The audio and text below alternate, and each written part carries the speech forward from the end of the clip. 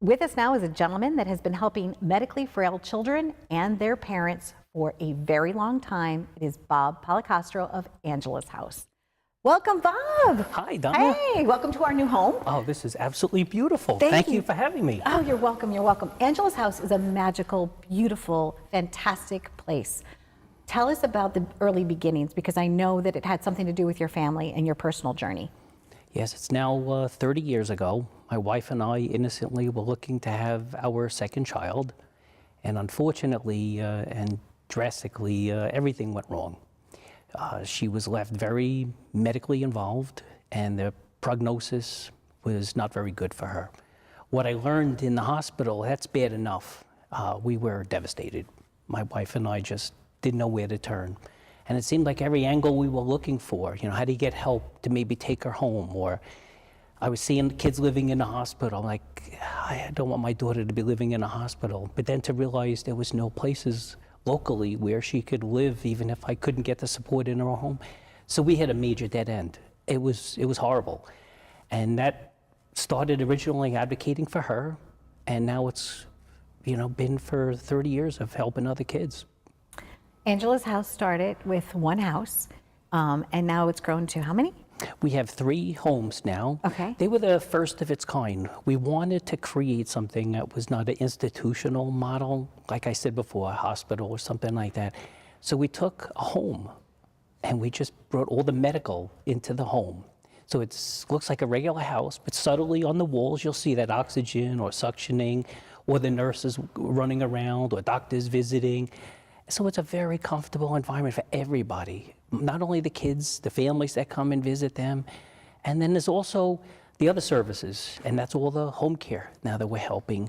Over these 30 years, it's over 10,000 kids. It's really amazing. And each year in home care, we're helping over 600 kids in the community, where we're trying to really get them everything that they need in order to be able to live comfortably at home.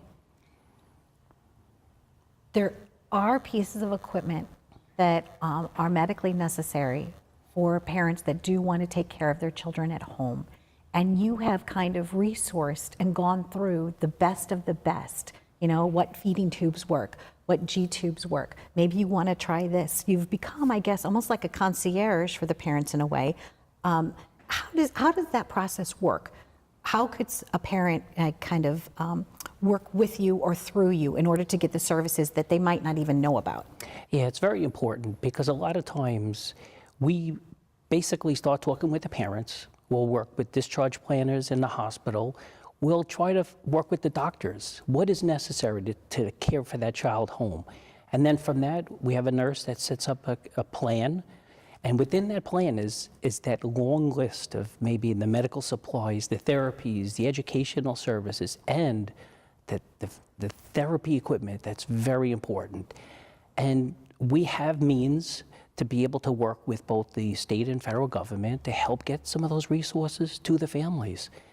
And when that fails, we created the foundation, which we refer to as the everyday wishes, because these are those are the must-haves, and then you want to have some of the like-to-haves. Yes, so a lot of times, you can't get it through private insurance or some of the Medicaid.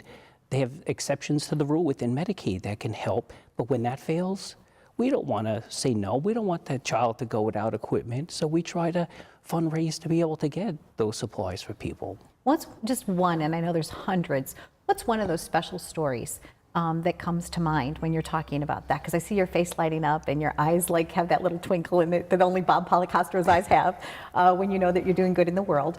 Share with our audience maybe one of those stories, like how something special happened for somebody and how that made everybody feel. I get goosebumps thinking about them, because it means so much to me. Because when you start from where I did, when there was literally nothing and no support.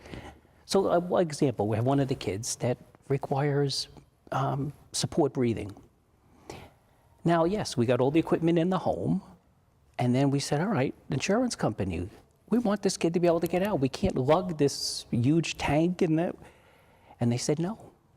And we fought it, we tried to get, and it didn't work. So we stepped in and got them a portable machine. The child should not be a prisoner of their house. And now she's able to get around like any kid. You know, yes, it's tragic what happens with a lot of these kids, you know, but, you know, it doesn't mean we stop at that point. Excellent. And I know that you have wonderful resources and guides for people to get involved from your website. So I thank you very much for spending a little time letting me shine a light on you about the awareness of the things that you're doing, because I know that communities across the whole entire United States and the globe could use Angela's House as a model so that they could start the same thing in their community. So Bob, thank you very, very much. Thank you, Donna. I appreciate it. And you know, the most important thing to me is making sure that these kids, not only locally, but around the country, get the supports that they need. And the kids should not be separated from their parents. I agree. Thank you so much. On behalf of all the families that Bob represents and possibly your family at home, we thank you for watching, and please stay tuned for our next guest.